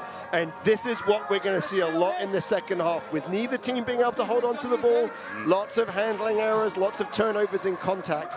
The teams are just going to want to play in the right parts of the field, and you can see Peterson with that clearance right there. But you saw Tukulet twice with his left foot do really, really good clearing kicks for Toronto. You mentioned a line out, and there's a Toronto line out. That one's stolen away, knocked away by San Diego. Now the Legion. Sam Wuching had it there. Off the ball, 70 blue. So the penalty call there on Patrick Lynott of Toronto. Well, we've talked about the line out being a problem. We see it again right there. With the penalties that you have, the line out is so important. And if you can't make that function, it's very, very difficult to be able to get into your attacking platform and also to be able to turn your pressure into tries. I think that's another reason why we're going to see the kickers get 3 points when they can get 3 points, because the line out is such a mess. And, with the kickers that we have, like Joe Peterson, with his foot, any opportunity that he's going to have, any penalty in Toronto's half could be 3 points, and actually Taylor Adams, or a drop goal, or a drop kick, yeah, which is just beautiful. And we said on the artificial turf that drop ball is easier because the ball bounces so easily. Aaron passed there in Toronto. Can they benefit from it? Easy. Messi out of that set piece there for San Diego. Well, San Diego win the line out, and then they win the line out again the more, and then they drop it. Right. But what I see is, I think Lucas Rumble, again, you can see Toronto maybe feeling a little bit of the pressure here, Ben, of knowing this is a must-win game. They're trying to do just a little bit too much. They're trying to move the ball when they shouldn't have to. In that contact, hold on to the ball, play the territory. That's what they need to do. Yep. I have to say that Deanna's done a great job at the base of the Toronto scrum under pressure. Him and Higgins have been able to win all the balls that have come back. I think we're going to see the San Diego scrum really turn up the pressure on Toronto. Here's Higgins, Toronto scrum. Here's Deanna, got it out of there for Higgins. Can the Arrows make a run here? They're off to a good start. They get it out wide on the far touchline, and they're making some progress. And Toronto wanted a call there, and I don't think they got it. No, they didn't get it. Again, just trying to do a little bit too much. You get the ball, you do all the hard work. Great play by Diano and Higgins, goes wide, and they're using Lesage as a dummy runner for most of this game. So instead of hitting Lesage, who's their #1 line breaker, they hit Jones. That gets them over there. I think Mieres felt like he was being held. I don't know. I don't think that any referee would call that. Toronto are playing. Toronto are playing in the right part of the field. But if they held on to the ball, they could have really turned that into points. No, If you're just joining us, Tion Lutz of San Diego was given a yellow card late stages of that first half, and there's Lutz. He served his time in the sin bin, and back on the pitch there, number 12 for the Legion. And any player that gets the yellow card takes that break. I mean, he's been off for 20, 25 minutes, right? He's going to be fresh, and he's going to want to really do something special. He can do some damage for him. McVeigh. Offside called there, so says Federico Anselmi, our referee here today.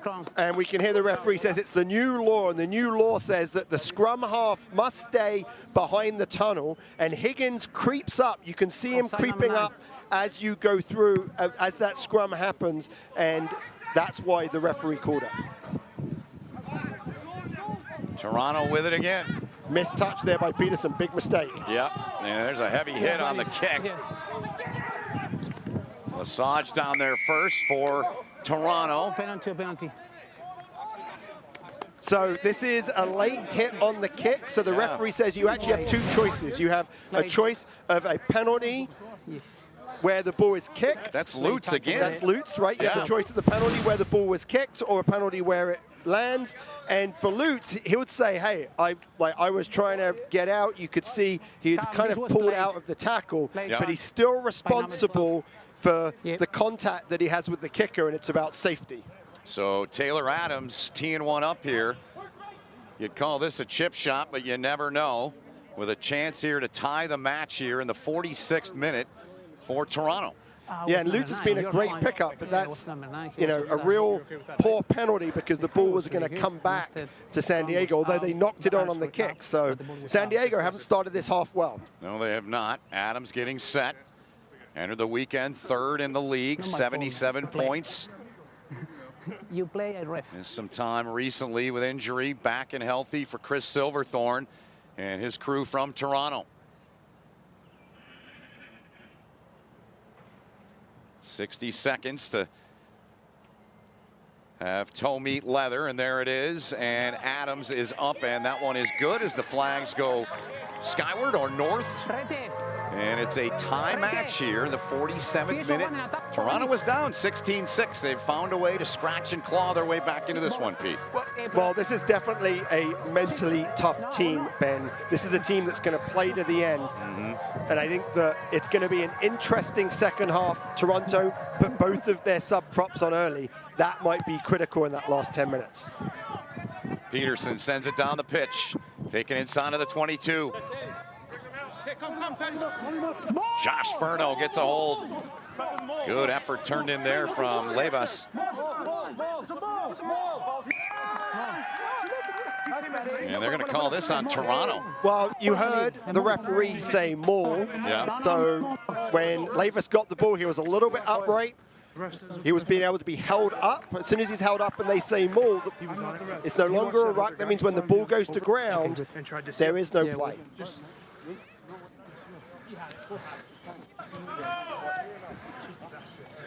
So Toronto can be really disappointed. They came up to 16-16, weren't able to clear their lines.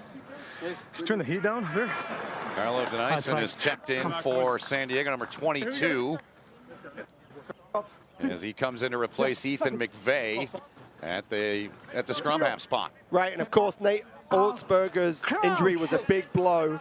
McVeigh, the local guy, stepped up, but I know Zach Test is very, very high on Denissen.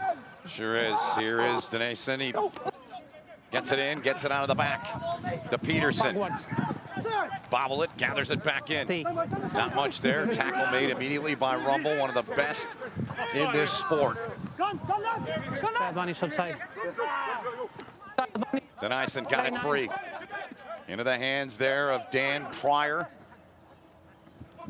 Peterson takes a look.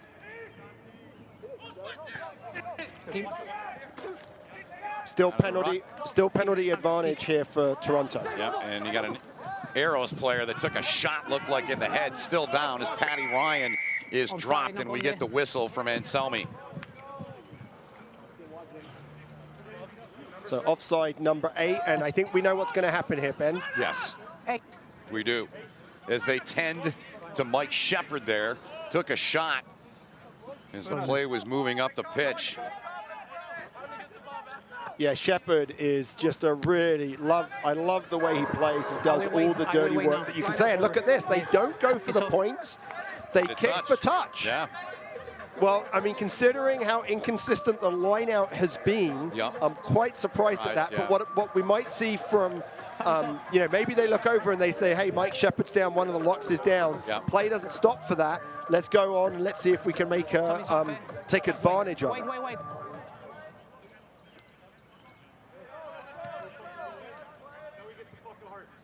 So Bowman is checked into the match for San Diego, and there's Shepard trying to make the tackle there, and looks like he got maybe an elbow to the head when he came in. So here comes the line out. Get Furno in there and company and see what they can do here with this rolling maul. Smith in there. Pryor in there. To the back, the Legion. Powering ahead. Ball out, and Toronto wanted to take it and head back the other way, but whistle coming, stopping Patrick Lynott there in his tracks. So I thought that was pretty good defense initially by Toronto, but what's so hard is that the Legion do such a good job of shifting the drive. So they were stopped initially, they started to move it, and they go for touch again on that penalty so they can go again. So you can see right here, they shift that drive. You can see all the Toronto players come around. They have to come around and retreat. And I think Diana right there coming in on the side, the referee says, hey, you didn't retreat. You can see as they come around, lots of Toronto players offside coming in on the side. And so that's how they got the penalty. More attention for the Toronto Arrows. Oh, it looks like he's got a nice little goose egg right there from their elbow. And so it's all going to be about whether he can see. Yep. Number 4. Shepard's going to be like, I'm going to be okay. Shake it off. Put Shake some it dirt off. on it. Where that's going to actually be hard, Ben, is in the scrum because the second row's come in. Looks like the medical staff has said, no, you gotta come off. Yeah. I think in the scrum that would make it very, very difficult. Wait. Doesn't look happy about it. No, he doesn't. Pete Malcolm in at hooker now. Came in to replace Dean Muir. Line out San Diego. Next one. Just inside the 5 meter. 9 subs. 9 blue. So Ross Brody is coming in for Toronto, number 21. To replace Higgins at scrum half. Time go, And boys. Brody started a lot of games for, I think this is sort of one of those things that is a bit of an upgrade. Higgins got the run. I think Brody is, someone who's in line to make the Canadian squad. So Higgins coming in, being able to play some game is going to be important. Off the line out. A big turnover for Toronto at that line out. The line out's been problematic for both teams. That's why I've said I'm surprised that they went for that option. Yeah. Spun into the try zone there and booted out. And it finds touch. Oh, that's a great kick under pressure to take it up to the outside the 22. Really, really good kick by Taylor Adams. But this lineout's been problematic, and that's why if I'm San Diego, I take those 3 points. Yeah. I don't trust, neither team has had great success consistently with the lineout. Toronto has lost 4 of them. San Diego's lost 2. Piffaletti, little chat there from Malcolm. Malcolm gets it in. Pryor up to get it. Spun into the middle.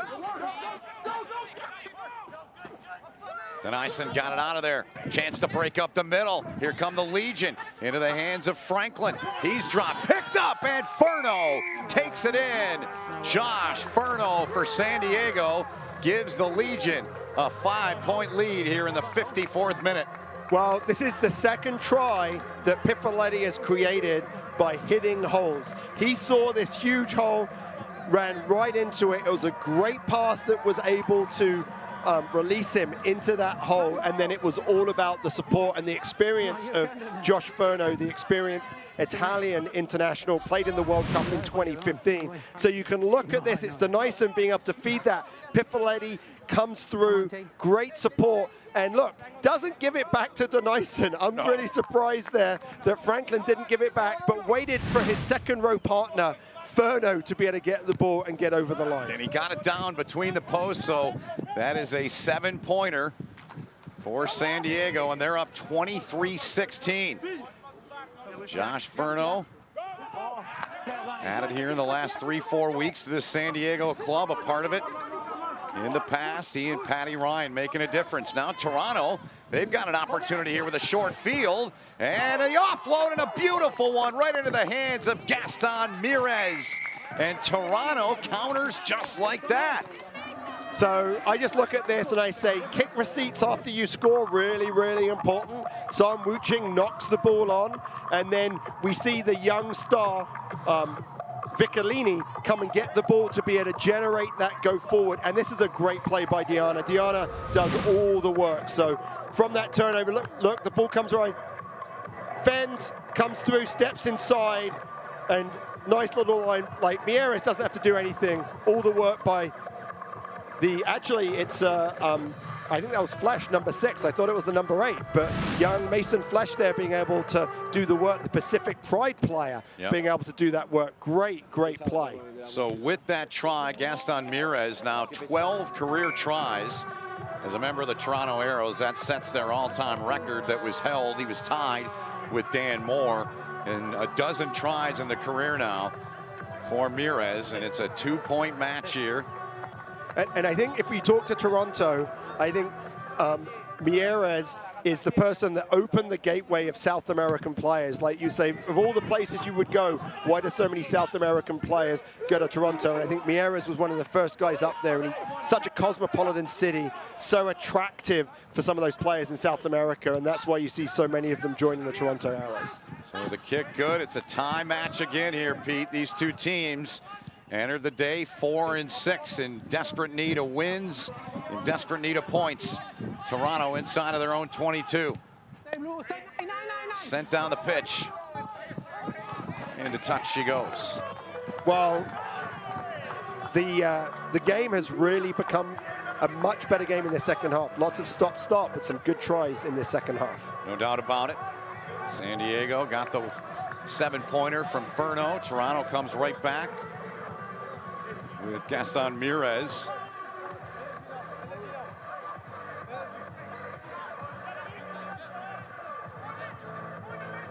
So Nasagenge coming in for Sam Wuching. Yeah. Sam Wuching's been so important, but he's played more minutes than anyone else. It's not a surprise they're bringing him off.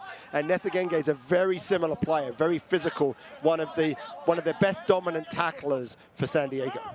Denison, he's in at scrum half, 22 for San Diego. Got it again, spins it back to Peterson. This one down on the turf.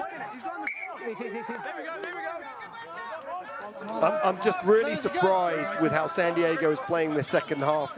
They need to play territory. They haven't held on to the ball very well, and here they are trying to run it out from their own half. Maybe a couple of phases, but I thought when the ball came out from Peterson on his right foot, he would just boot it down, play in the right part of the field. They keep giving Toronto opportunities to stay in this game. And I'm a little bit surprised of a player with Peterson's experience isn't just playing the territorial game that they need to be able to really control where the game is played. Toronto scrum, Ross Brody handles it. Sit. Blue.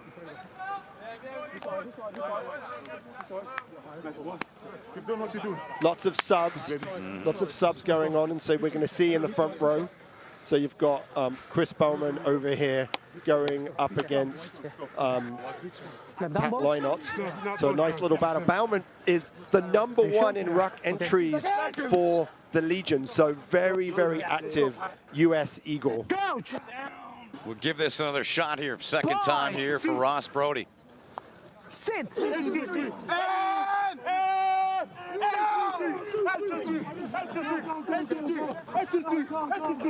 Some help there from Vicky Lonnie, and San Diego loving the result of that. Well, I think that's where you have, like, Vicky Lonnie's a very exciting player, but you have a little bit of inexperience there. The ball was won. He struggled to get it out. That allowed San Diego in the scrum to apply the pressure and win the penalty. So that's where Toronto really needs to just get the ball in and out of the scrum as quickly as they can, and Vicky Lonnie wasn't able to do that. I think Diana at the back would have been able to move that ball. Yeah. So you're going to see him be a great athlete around the field. Here's a look. Right, as the ball comes back, you can see the ball's won. He's trying to get it. He isn't able to get it. Yeah. Isn't able to get it out. Probably 2 hands in right there. You can see he's a little frustrated. And now it gives San Diego that opportunity. They have to connect on their line out. They're going short, Ben, because San Diego is actually more effective with their shorter lineouts. And so they've gone short to make sure that they can win this ball. Pete Malcolm will handle it. Sends it down the line. Pryor up to get it. Denison spent it to the back. Drop there was Nesagenge. Franklin. Mike Smith making his presence known here in the second half. Pryor the offload. They're getting close. Trying to get inside that 5-meter. Nesagenge dropped. Near the 5-meter now. Denison pulled it out of there. Little spin move there from Nesagenge. Legion knocking on the door. Can they punch this one in? In a tie match, 23-all. Denison let Ferno handle that one. Stay back. Thanks. Legion right there. Trying to power it home. About a meter away, they take it out. Pryor let it go. Denison, little fake there. Nice move for Peterson. And Peterson greeted by 4 blue shirts. Ferno. And toward the line. Good tackle by Toronto. Denison couldn't get a handle on it. Man, just the knock on, it looked like it was Ferno and Denison both went for the ball at the same time, but there was an advantage. Really, really good defense there by Toronto. Like, they held them, but just a little bit offside. You've got to take the 3 points here. Yep. Have to at this point, you would think. I mean, the only other choice they would get is if Paddy Ryan was still in there, I might take the scrum. Yeah. And that's what they're doing. I'm really surprised by this. I'm not sure that they've really had that much dominance. But remember, I talked about early subs by Toronto's props. Yes. Maybe they feel like they're a little fresher. San Diego's a little fresher, and maybe that's why they chose the scrum. And we'll see what they do. We've reached the hydration break. Maybe they'll talk this over in a tie match here. 61 minutes gone, 23-all between San Diego and Toronto.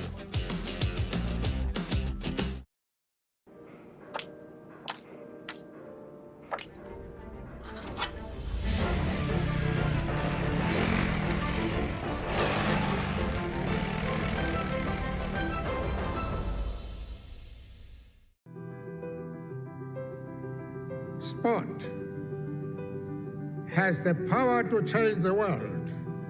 It has the power to inspire. It has the power to unite people.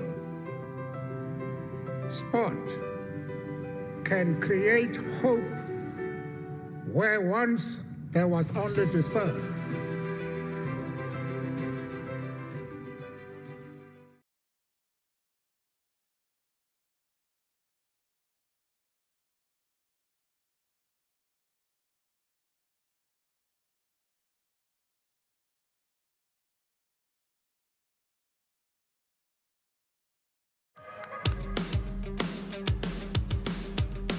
Ballast Point, the official craft beer of the San Diego Legion. I'm sure they're tossing a few back at Dan Diego's Irish Pub that opened this morning at 9 a.m. Pacific out in San Diego.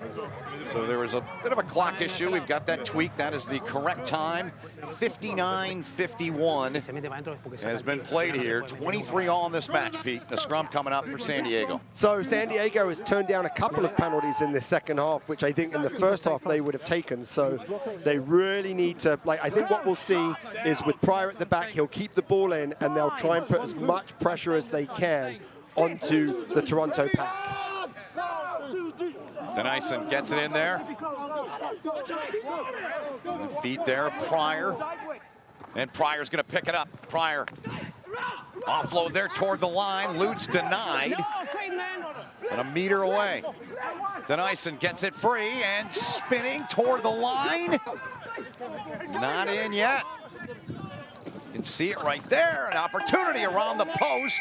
And Ferno able to reach and dot it down. And Josh Ferno with 2 big tries for the Legion here in the second half. Well, I mean, that was all the forwards. That's one of those things where in the hydration break, you see the forwards are like backs, you're not going to get the ball. We're going to have this scrum. We're just going to go forward, and after that, we're going to get over. We're not going to give you that opportunity. So, big call there, right? Big call by San Diego to go for the scrum, and it paid off. And so, real challenge here for Toronto. But remember, the kick receipt on the kickoff, yes. I've talked about it a lot. They have to be able to clear that. Yep, and Peterson sticks that one. Close one, flags are up, and here's a look back at it from not even a meter out. So good work. So when you get tackled, Ben, you have to play the ball. You can play the ball in any direction. So you can see Ferno plays the ball and moves it forward. Great positioning by the referee to be able to see that. He is in the perfect spot. Well done by Federico Anselmi. San Diego on top by 7. Both teams 4 and 6. Looking for the big points in this one here today. And what did we say? What did Toronto have to do? San Diego have to do. They had to get the ball. They had to consolidate. Last time they had a knock-on, which was Sam Wuching, right? It turned into a try. This one, it's Nessa Genge, who is the replacement for Sam Wuching that has the knock-on. And here we go. Toronto have a great attacking opportunity. Trying to counter that last try by Furno. He's got 2 in the match. Fair enough? Good, man.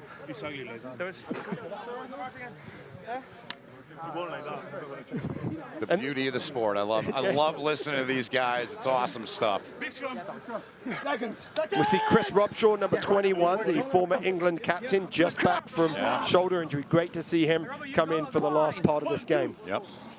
Sit. Brody. Out of the back of it, and Brody in right there. Robshaw right on him to make the tackle there. Immediate impact from one of the greats in the sport. Adams got it out of there. They clear out from the ruck. Short side of the field. Mishandled here. Toronto. Handling errors.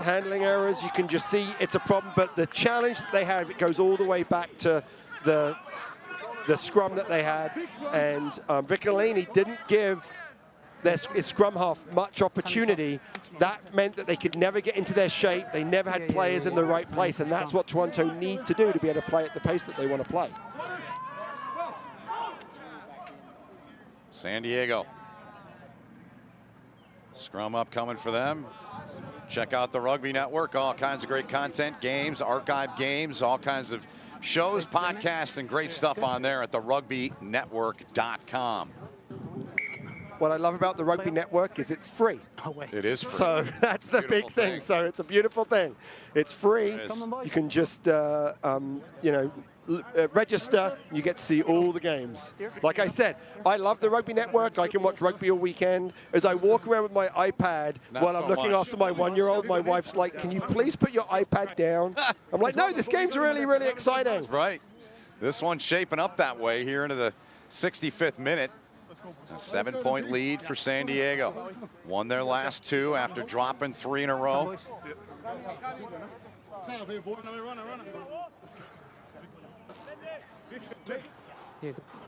Seconds. 10 back on. So you can see Flash, there's been a little bit of moving around, right? So Flash is now moving to 8, and Viccolini is now moving to 6. So looking to get it, looking to try and provide a little bit more of a better base at the scrum. Peterson gets it. Just inside of the 22. It's played for Toronto. They're going to take a look. Stay, come time. Stay 12. Try to place this. Stay. Into the hands of Iglesias. Sends one over the top. Adams back there. Waiting for him was Pryor. One.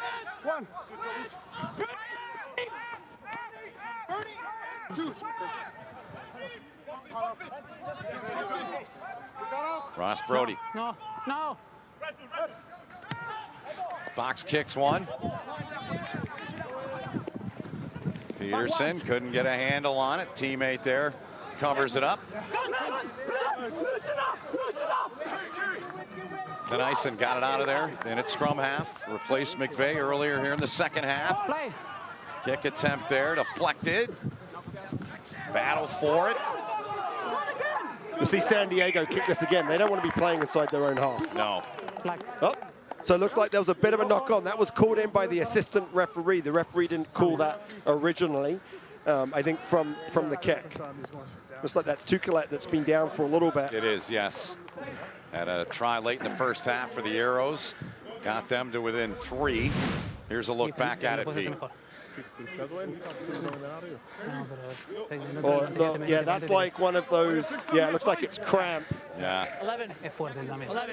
And his big left boot's been very, very important for Toronto to be able to play the territory game. Toronto scrum here. San Diego's half of the pitch. Ross Brody. Crouch. Bind. 1, 2. Sit.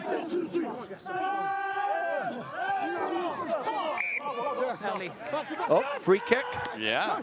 Awarded to Toronto. They'll play on. Deanna hit there by his counterpart, Pryor, number 8. Easy, boys. Brody spins it back, but a great read by Robshaw. No room for Toronto there. High wait, Lucas. High tackle maybe on that one. That's what, what the referee is saying, and I think that's why Spencer Jones went for the little kick. I was like, what's he doing? But he knew that they had an advantage. Now he's going to talk to his assistant referee. High tackle, I think it's more than a penalty for number 8. I think Okay. it's pretty strong. Very strong with force. Yeah. Okay, and it's a mitigation factor because the ball carrier is stepping out. Yeah. It's fair enough. Like Good, that. good. All right. Here comes the verdict.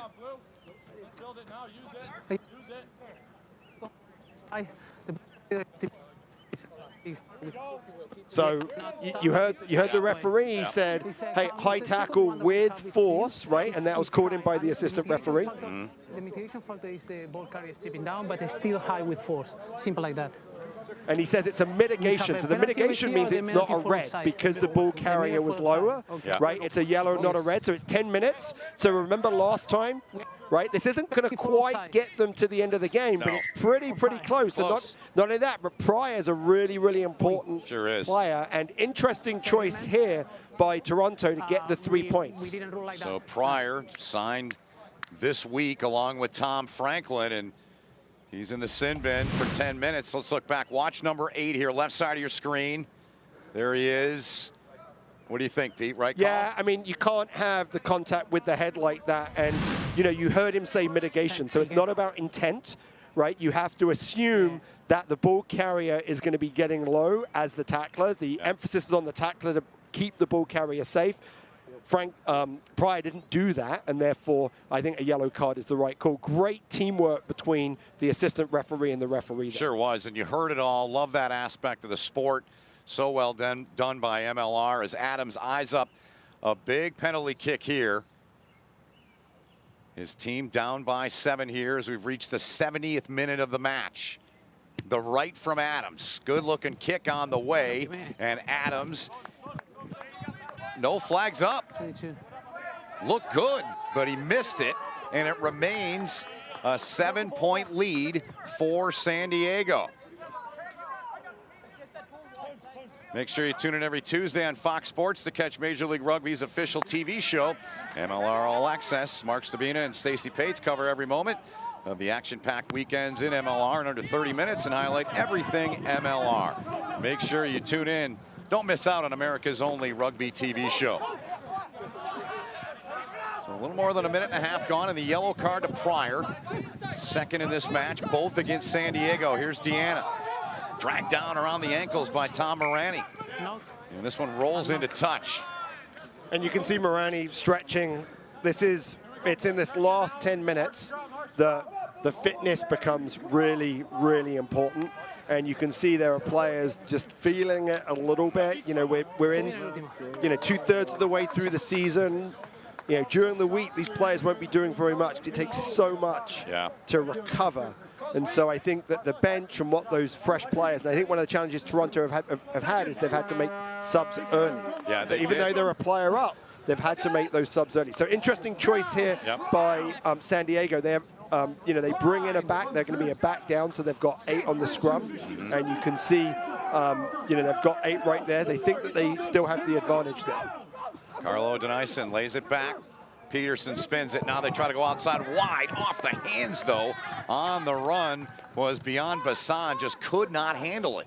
My head is in my hands because I'm literally at this because you're a player down, right? You've got one back less. Why are you spreading it wide, right? Why are you trying to move it wide when you don't have those sorts of players? I mean, it's just a risk. Play territory. Play in the right part of the field. If, like, Joe Peterson just boot that down there, have a good kick chase, let their defense win the game for them. So line out coming up here for Toronto.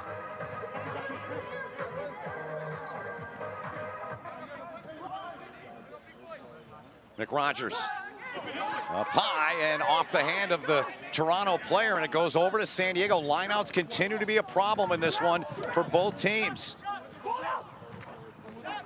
Picked up, handled there by Chris Bowman. Denison spins it to the back. Charges ahead, down around the ankles on the tackle there with Spencer Jones. There's a kick from Peterson. As we approach the 73rd minute, up in the air, battle for it. San Diego comes away with it. Near that touch line, far side. Out of there and free. Here goes Robshaw. And he is dropped by Ross Brody. This is Lutz, and he breaks through, and Tion Lutz dots it down between the posts. A huge try for San Diego, and they stretch the lead out to 37-23 with 72 and a half gone in the match. Right, and we talked about how important the subs were going to be, and you can see Robshaw, I mean, he's been eager to get back onto the field, being able to really work hard to drive through the contact, make that break, and then great line by Lutz, thank you. I got you. Here it is, Pete. By Lutz. So look at this line, great line. But, you know, just some tired Toronto defenders there in between two players. Yep. Two broken tackles there for Tion Lutz, who has been active in the try department in recent weeks for San Diego. And it stretches it out now to 37-23 San Diego, and they've got the pill once again. So I think the fact that San Diego had six forwards in their subs is going to have a big impact. They have an extra forward, only 5 for Toronto, and I think we're beginning to see some of that. We see Tamalau come in, right? There's your extra forward, Nessa Genge and Robshaw. These are all big players coming through, and it's becoming more difficult for the Toronto pack, who's a little bit smaller, to be able to handle those guys with ball in hand. You saw it with the try with Tion Lutz, but you're also seeing it with the ball runners all over the field, and those Toronto's tacklers are just dropping off. Crouch. Scrum time here for Toronto. Line. Set. Here's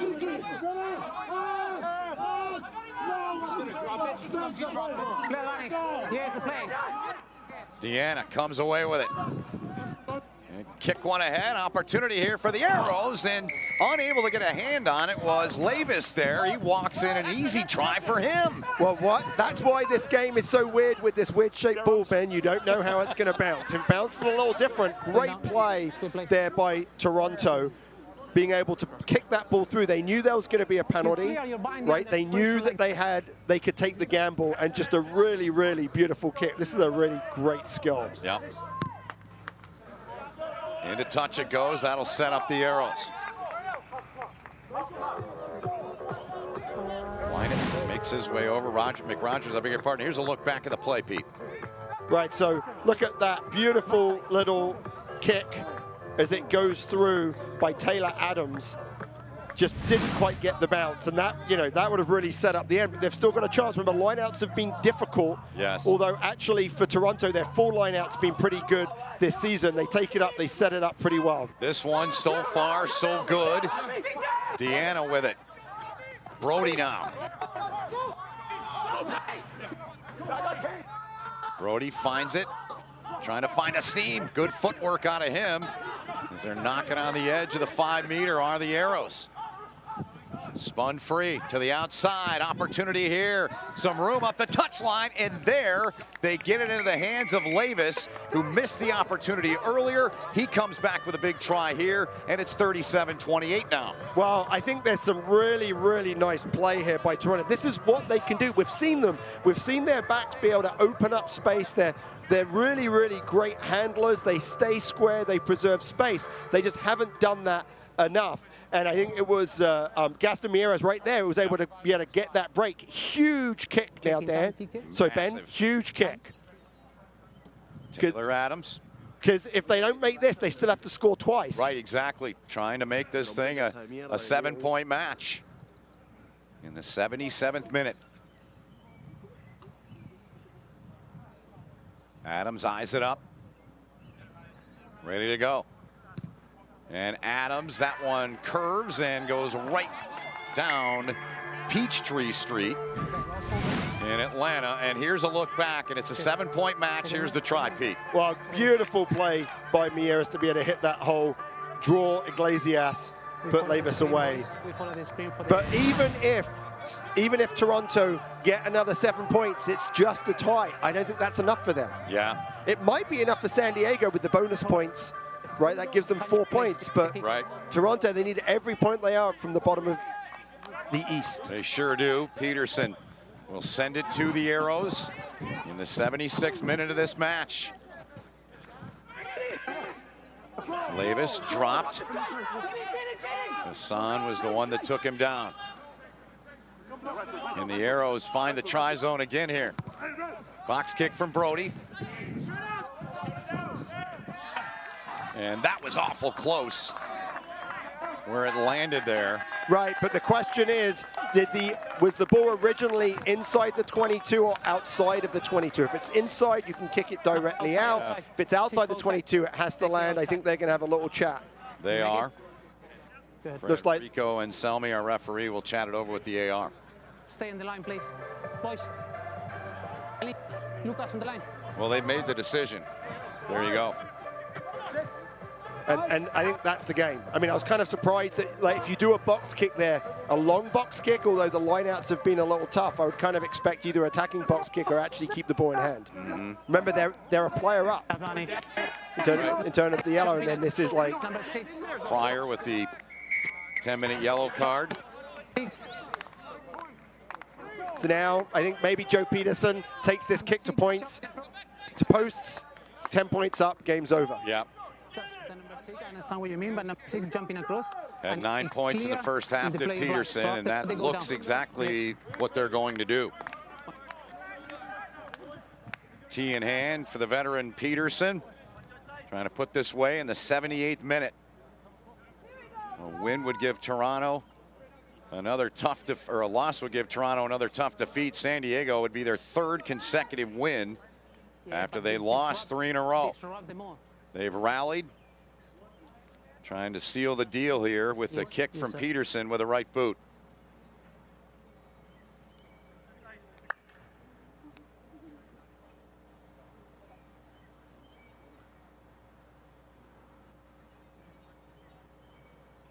Gives it a look, and here goes.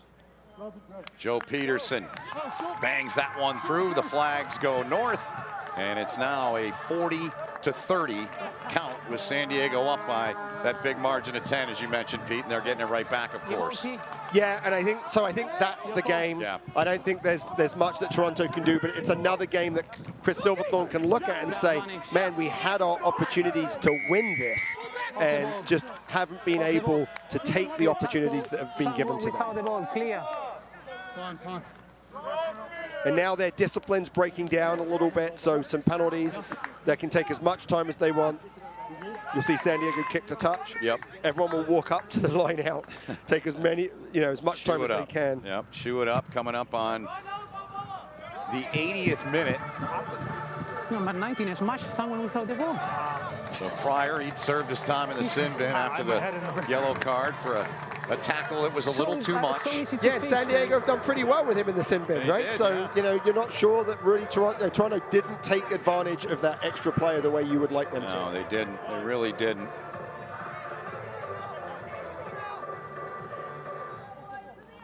Line-out coming up here for the Legion. In the final minute of the match, Furno up to get it. Stay. And this is what they want to do, just drive it down the field, take those seconds off the clock. Furno telling Ryan Mattias, hey, get in here and help us push. And they did that. They're still pushing it. But now they need it to be available. It looks like Toronto may have got their hands on it. It does look that way as San Diego, Pryor in there trying to pull it away. No. Now, yes. And it came out, and Denison just a little short-range boot there, puts it into touch. And After all that. Yep, and there's the game. That's it. San Diego grinding one out on the road, make the cross-country trek, and they win this one, Pete Steinberg, by 10, 40-30, defeating Toronto. The Arrows drop to 4-7. San Diego improves to 5-6, and they get some massive points in that West Division. Yeah, I think San Diego, the AGs won yesterday. and Utah are going to feel the breath of San Diego. They're going to need to win tonight. That second place spot in the Western Conference is really heating up. And for Toronto, look, they've been on the road. We heard this from Chris Silverthorne, 2 World Cups. Yep. Very, very hard to keep that energy going. I'm sure it's very frustrating for him to feel like they haven't been able to play their best. But, you know, they have a great organization. They're doing great work for the Canadian national team. They'll have players leave on tour, and I think they'll be very proud of all those players that go on tour for Canada. So a 10-point win for San Diego. We'll step aside. More to come right after this. With the updated Presto app, you can load funds onto your Presto card instantly. So no need for this, or to wait here. Go from app to tap, just like that. Go Transit. Safety never stops.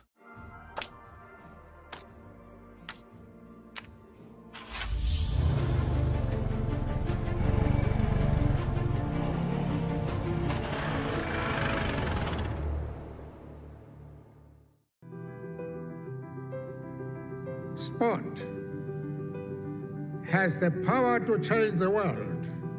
It has the power to inspire.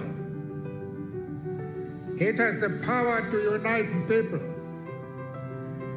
Sport can create hope where once there was only despair.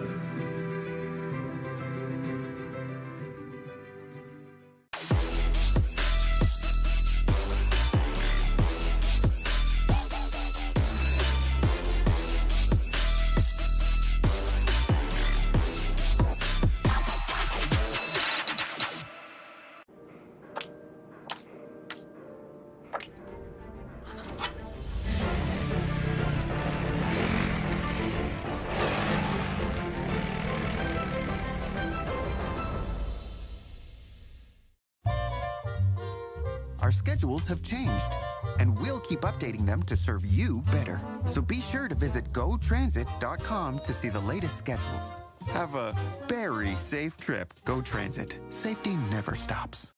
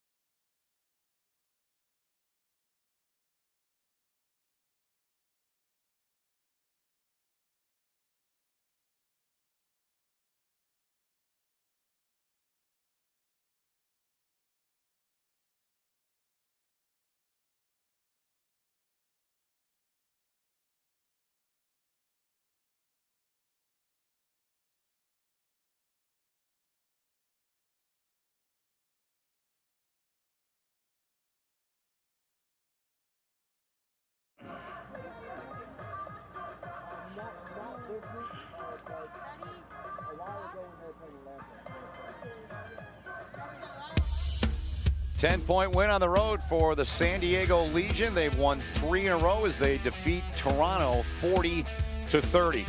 Time now for our man of the match post-game segment, our interview with Joe Peterson. Joe, appreciate you doing this. You started out in the first half, you had 9 points off your boot. Pete said it, you sealed it up late with another kick. How'd you guys do this, pulling this one out on the road today? Yeah, obviously we played a really well-coached team in Toronto, but you know, us at the back, we can only look good if the forwards are going forward, and they really did. I mean, they set the platform. I was actually hoping I can transfer my man of the match to my roommate Josh Furno. He scored 2 tries, so yeah. No, you know, that's how we do it. You know, when the forwards have momentum, we really get to score off that.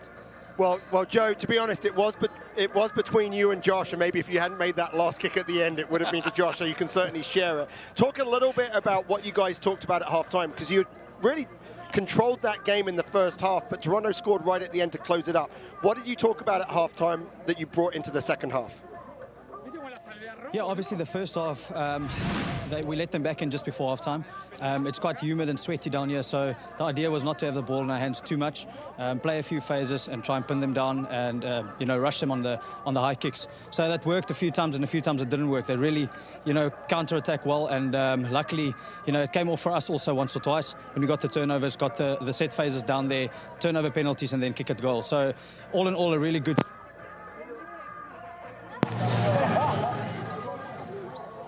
Well, technical issues there. We apologize. We had a little bit more for Joe. Maybe that was Josh Furno. He came up and he pulled the plug. He's like, I should take that. I was man of the match. No, all kidding aside. Appreciate Joe joining us. It happens. It's live television. Pete, final numbers. What grabs your eyes the most from all the particulars on the screen? Well, I think it's the handling errors that really told most of the game. That improved in the second half, but still a problem for both of these teams. And the lineouts was another place that we talked about. Still a problem for Toronto. It's been a bit of a problem for them all season. And I think that San Diego being able to win their lineouts in the second half really made a difference. Yep, it did. They cleaned that area up. That was one area that they needed to, and they adjusted well at halftime and got the job done. This was fun. Let's do it again tonight. Absolutely, at 8 Eastern, we'll have Utah and Seattle. Don't forget Old Glory in New England. That's over on Fox. FS1 tonight at 6 o'clock Eastern time. That's going to do it for our broadcast. A big win on the road. Big points for San Diego. Couple of ties for Furno. Big day for Joe Peterson and the Legion with a 10-point win over Toronto. For Pete Steinberg, all of our crew, my name is Ben Holden. Hope you enjoyed the broadcast. It was our pleasure to bring it to you. We will see you tonight at 8 Eastern. More rugby, still 2 more matches coming up here in MLR in round 12. Until later tonight, so long.